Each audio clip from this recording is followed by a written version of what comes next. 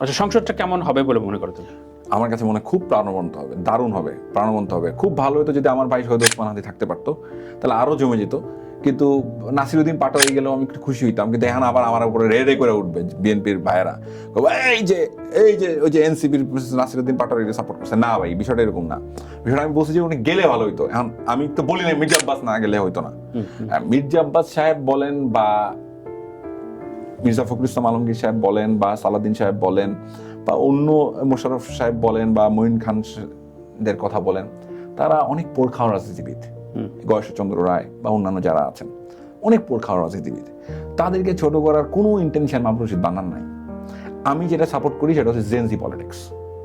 Gen Z, আমি নাসিরউদ্দিন পাটোয়ারিকে বললাম যে হেঁচে সংসদে গেলে ভালো হইতো। আমি ওকে পছন্দ করি রে ভাই। কেন করি জানেন? তার এই যে সে যে একটা নির্বাচন জমাই দিচ্ছে, এই যে হঠাৎ করে একটা বিশাল ইয়াং জেনারেশনকে এঙ্গেজ করতে পারছে, এই জন্য তাকে ধন্যবাদ।